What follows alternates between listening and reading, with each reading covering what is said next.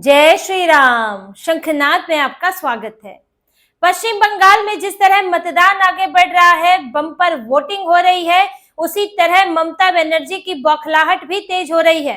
ममता बनर्जी खुद मैदान में उतरी हैं और सुरक्षा अधिकारियों, पुलिस बलों के खिलाफ बोल रही हैं, उन्हें आतंकवादी तक बोल रही हैं। ये फ्रस्ट्रेशन का लेवल है इनका कि उन्हें बोल रही है कि ये आतंक फैला रहे हैं। जो सुरक्षा दे रहा है, जो शांतिपूर्ण मतदान करा रहा है, उसको ममता बनर्जी ने आतंकवादी बोला है। ये दिखा रहा है कि कैसे जो डराया करते थे आज खुद डरे हुए हैं, आज खुद पीड़ित बनने की कोशिश कर रहे हैं जो दबंग बनकर घूमा करते थे। ऐसा क्यों हुआ है? क्योंकि चुनाव आयोग ने सुरक्षा दी है, क्योंकि बीजेपी, दूसरी पार्टियां ममता बनर्जी के खिलाफ सड़कों पर, टीएमसी से सड़कों पर लड़ रही हैं और लोग बम्पर वोटिंग कर रहे हैं। पश्चिम बंगाल में दूसरे चरण के मतदान में 11 बजे तक 40% मतदान हो चुका है। पहले चरण की तरह ही लोग घरों से निकल रहे हैं, वोटिंग कर रहे हैं, भर भर कर अपने मतदान के अधिकार का इस्तेमाल कर रहे हैं और ये बेचैनी भी पैदा कर रहा है टीएमसी के अंदर। इस बीच में अब जैसे कि देखिए, आदत होती है चोर चोरी से जाए सीना जोरी से ना जाए, तो वही आदत है कि अब कुछ जगहों पर झड़प करने की, हिंसा करने की कोशिश हुई है और उसमें मारपिटाई की स्थिति भी आई है, लेकिन सुरक्षा बलों ने भी गुंडागर्दी करने वालों की तुड़ाई की है। उन्हें डंडों से पीटा है, किसी को तो हाथ पैर उठाकर पोलिंग बूथ से दूर ले जा रहे हैं कि वहां पर भीड़ भाड़ करके हंगामा ना करें। सुबह सुबह कुछ एक घटनाएं आई हैं, लेकिन अभी तक ये बहुत बड़ी बात है, बंगाल में ये मतदान अभी तक शांतिपूर्ण बना हुआ है। नदिया में चापड़ा विधानसभा के बूथ नंबर 52 पर बीजेपी के पोलिंग एजेंट मुशर्रफ मीर, मुस्लिम बहुल इलाका है, वहां पर टीएमसी के लोगों ने या कहे टीएमसी के गुंडों ने मुशर्रफ मीर पर लोहे की रॉड से हमला कर दिया। सिर फट गया उनका। वो तो एक तरह से जान ही ले लेते कि वहां पर तुरंत सुरक्षा बल पहुंचे और मुशर्रफ मीर को छुड़ाया और उन्हें अस्पताल पहुंचाया। उनके सिर पर टाके आए, अस्पताल में भर्ती है। अब आप ये देखिए, पोलिंग एजेंट चुनाव के दिन कितना महत्वपूर्ण होता है। मुशर्रफ मीर जो है वहां पर बीजेपी के लिए लोगों को बूथ तक लेके आते, वो लोगों को मोबिलाइज करते, लोगों का डर कम करते उस इलाके में। ये बहुत जरूरी होता है क्योंकि लोग मतदान देने आए, इसके लिए घर घर जाकर, आपने खुद भी देखा होगा, आप जिस भी क्षेत्र में है वहां पर पोलिंग एजेंट आते हैं कि सबने वोट दे दिया है, नहीं दे दिया है, किसी को कोई समस्या है तो वो समस्या दूर करते हैं। तो ये काम करते, लोगों को बूथ तक पहुंचाते, लेकिन पोलिंग एजेंट को ही घायल कर दिया। अब की पार्टी के लिए एक आदमी लंबे समय से काम कर रहा है, वो चुनाव के दिन गायब, तो उस पार्टी को नुकसान होता है, उसका कोई प्रतिनिधि नहीं है। अब आप वहां पर किसी और को पोलिंग एजेंट बनाएंगे तो, लेकिन उसकी एक्टिविटी पहले वाले की तरह नहीं होगी, तो ये यही कोशिश करते हैं। और वो तो सुरक्षा बलों ने जान बचा ली और हो सकता है कि थोड़ी स्थिति बेहतर हो तो मुशर्रफ मीर दोबारा उसी इलाके में जाए।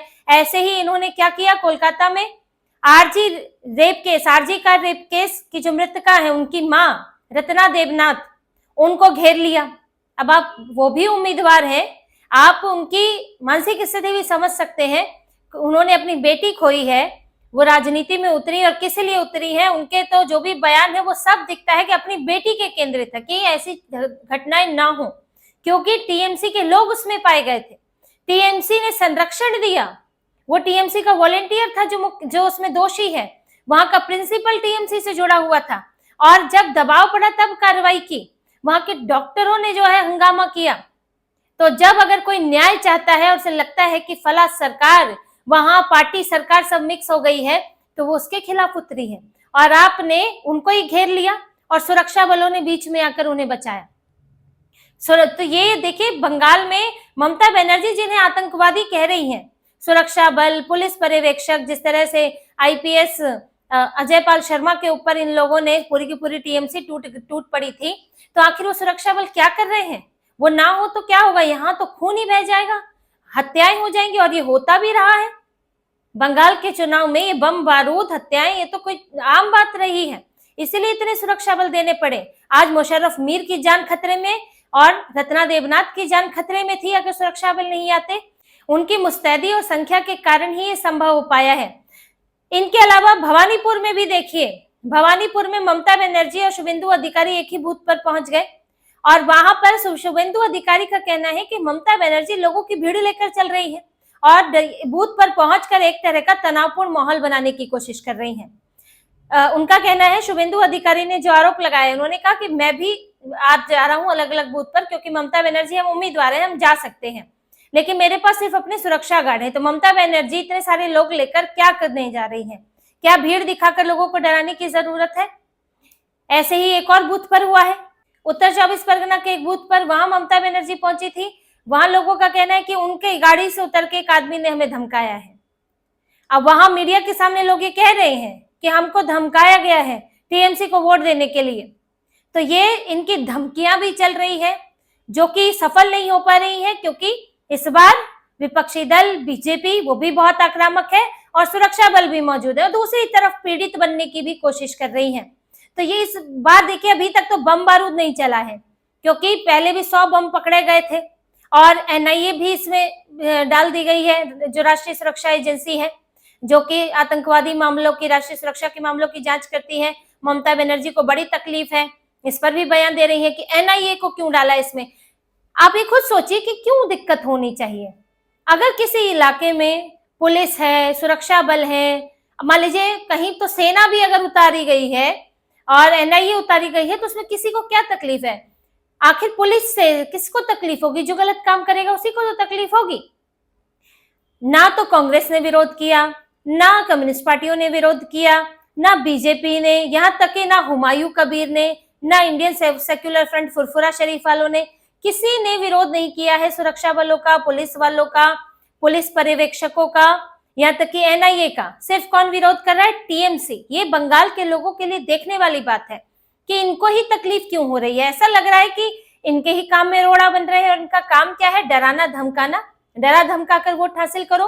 बंगाल में तो ये हाल है, आप ये समझिए कि जो वहां पर सर्वे करने लोग गए हैं, जैसे जो ये बड़े बड़े जो सर्वे कंपनियां हैं जो जाती हैं, उनका ये तक कहना है कि 60% लोग ऐसे हैं वहां पर, जितना उन्होंने सर्वे किया, कि लोग बोल नहीं पा रहे हैं, बता नहीं पा रहे हैं कि हम किसे वोट करेंगे, किसके समर्थन में है।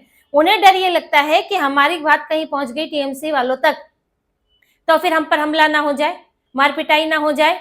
तो बड़े ही मुश्किल से लोग अपनी बात बता रहे हैं कि हम किसे वोट देना चाहते हैं। सब गुपचुप तरीके से अपने मन के अंदर रखे हुए हैं कि जाकर बस बटन दबाएंगे, बता नहीं सकते हैं। यहाँ तक कि कैमरा पर बोलने को भी राजी नहीं है, क्योंकि उनकी पिटाई हो चुकी है इसे लेकर। तो डर का माहौल ये है, इसीलिए इतने सुरक्षा बलों की जरूरत थी।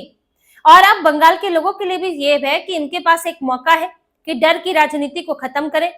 कितनी सुरक्षा दी गई है, चुनाव के बाद भी दी जाएगी, सुरक्षा बल वहां से हटेंगे नहीं।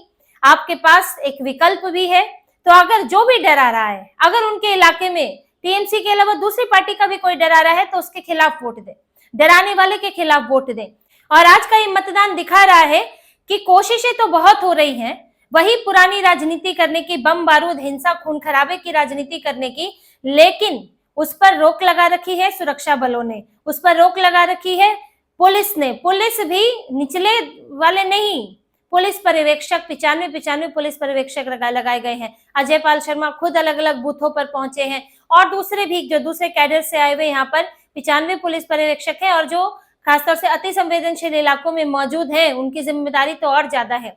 तो वो भी अलग अलग बूथों पर जा रहे हैं, और जो वहां की मौजूदा पुलिस अधिकारी हैं, जहां जो कैडर से मिले हुए हैं, उनके ऊपर भी नकेल कसी जा रही है।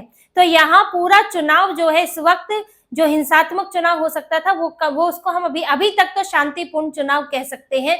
हिंसा की जो घटनाएं हैं वो कह सकते हैं कि बहुत छोटा है, अभी ऊंट के मुंह में जीरे के बराबर है यहाँ पर ये जो अभी घटनाएं हो रही हैं, क्योंकि सुरक्षा बल तुरंत पहुंच जाते हैं जहां भी जरूरी होता है, और इन टीएमसी के गुंडों को भगाया है।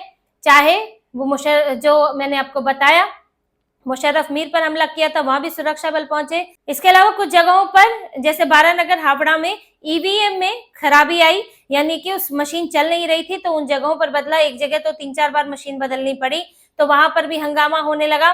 तो वहां भी सुरक्षा बल एक्टिव हुए, डंडों से पिटाई की, भगाया गया है। कि मतदान केंद्र पर इसका फायदा उठाकर, देखिए नई मशीन तो आएगी ही, मतदान तो होगा ही, लेकिन इसका फायदा उठाकर कोई हिंसा का माहौल ना बनाए, ये देखने की कोशिश है। बूथ कैप्चरिंग रोकने की कोशिश है, बूथ एजेंट को ना निकाला जाए, और इसके लिए जो भी जहां कोई जमघट लगा रहा है तो वहां सुरक्षा बल पहुंच रहे हैं। जहां डंडा लगाने की जरूरत है वो डंडा लगाया जा रहा है और टीएमसी के गुंडों को इस सख्ती का सामना करना पड़ रहा है। तो इससे तो देखिए बौखलाहट तो है ही। वहीं पीएम मोदी काशी विश्वनाथ मंदिर पहुंचे हुए हैं, महादेव के दर्शन करने पहुंचे हैं और उनको त्रिशूल और डमरू जो है भेंट किया बीजेपी नेताओं ने। उनकी तस्वीरें दिख रही हैं, पूजा की तस्वीरें हैं, वीडियो है, पूजा कर रहे हैं और एक साफ संकेत उस त्रिशूल और डमरू के साथ उन्होंने दे दिया है। वो संकेत ये है कि बंगाल में घुसपैठिए नहीं चलेंगे, बंगाल में हिंदुत्व चलेगा। बंगाल हिंदू जागरण की धरती है, वहां पर मां काली की बात होगी, वहां पर महादेव की बात होगी, ना कि वहां पर तुष्टीकरण होगा और पंडालों में मक्का मदीना गाया जाएगा। ये नहीं होगा। तो ये संकेत साफ उन्होंने दे दिया है पीएम मोदी ने। जो उनकी तस्वीरें आ रही हैं ये इसी बात का संकेत है। और अब इन सब चीजों से अभिषेक बनर्जी, ममता बनर्जी अब दिन भर ये लोग चुनाव आयोग पर आरोप लगाते रहेंगे, सुरक्षा बलों को गालियां देते रहेंगे, लेकिन इनकी चलने वाली नहीं है। अपनी तरफ से पूरी कोशिश है चुनाव आयोग की कि लोग बिना डरे वोट करें। बाकी अब लोगों की जिम्मेदारी है, लोगों के ऊपर है कि वो किसे चुनते हैं और बंगाल को वो कैसे देखना चाहते हैं। तो इसी तरह की और खबरें और विश्लेषण आपके लिए लाते रहेंगे। हमसे जुड़े रहिए, सब्सक्राइब कीजिए, कमेंट कीजिए। बहुत बहुत धन्यवाद। जय श्री राम।